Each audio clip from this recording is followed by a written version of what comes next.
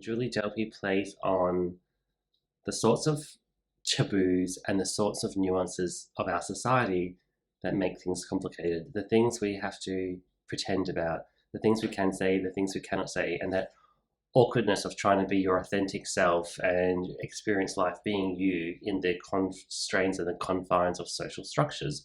Please hang up and try again.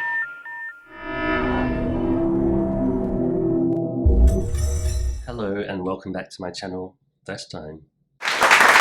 This is actually about Julie Delpy. Julie, I don't know if I should have been doing this in French or in English. I'm steering away from French assez souvent. C'est une grosse erreur. It's a big mistake.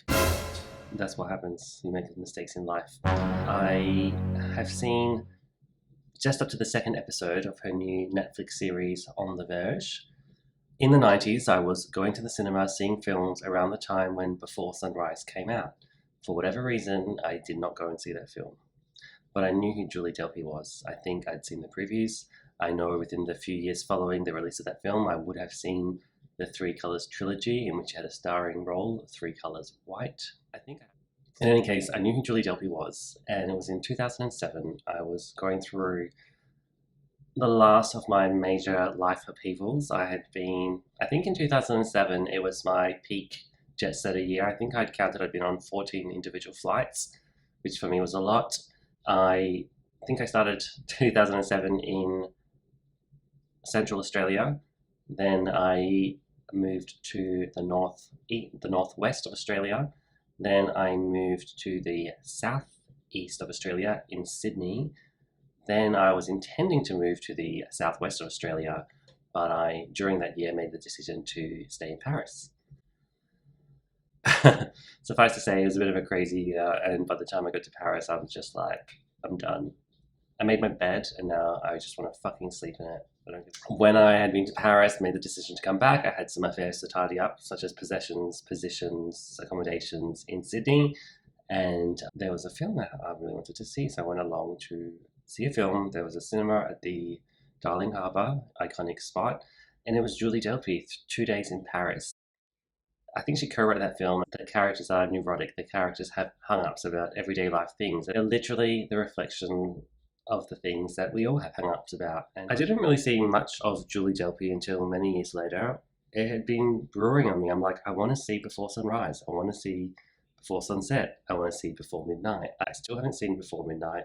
And I'm looking into her filmography, and there's really a lot to discover. But I'm prompted to do this because I've just started watching On the Verge, a show that she has produced for Netflix, and I just see such a maturity, you know, when someone really comes into their own because they've had that experience of putting their art out there. She's at a level now where she can kind of effortlessly produce really good stuff, and it's so successful. I love On the Verge. It's a really cool Netflix series. Go watch it if you can. It's completely chaotic, and she uses characters that have an inner turmoil or an inner chaos.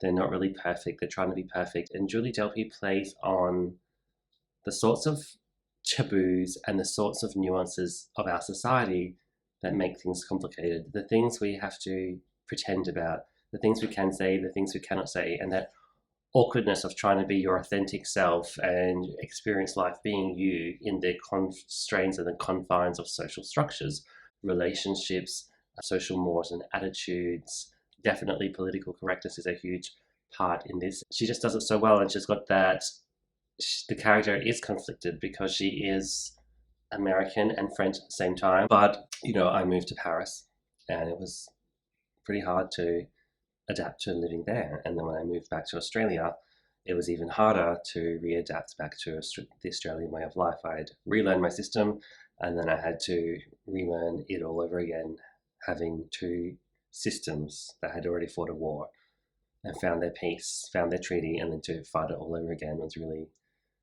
it's actually really good. I think it's really good for your brain to say, hey, this is the way things are. Hey, this is the way things can also be. And then, hey, we're back here again. Do you remember there is like a way things can be, but it's changed, and culture changes over time, and you change over time, and just very, very interesting to learn a whole other language and to relearn. I think it's great for the brain's wiring. But what defines great is really subjective. So it's a bit of a nightmare in the same way. But saying all of this to relate it back to Julie Delpy, she really does it well. She kind of encapsulates the complications of, like many people, we might have our family, which is from one culture, and the society that we live in has another major culture. And that there's two different ways of doing things. She really encapsulates that quite well. So in the story On the Verge, she's partnered up with another French guy, but they live in the United States, and they are bringing up a child in the United States. So there's culture clash there. And I really found that 2 Days in Paris was also culture clash. So yeah, ode to Julie Delpy. She is really maturing. She is amazing. I'm so grateful for her contribution. So thankful to find her on Netflix with On the Verge. I'm just laughing out loud. I don't do that very often, but I'm really loving it. It's really lovely to have that, French Anglo connection, disconnection. I'm really lapping it up, looking it up. And I'm kind of curious enough to really want to discover Julie Delpy. I want to see Europa. I want to see more of what she did. Julie Delpy has done something called Skylab, a spin-off from 2 Days in Paris, which is 2 Days in New York. I think I may have seen it. And she's also got something happening from 2023 called The Lesson. So check her out if you don't know who Julie Delpy is and you're one of the few that's seen this video and not knowing who she is. A good place to start could be Netflix On the Verge.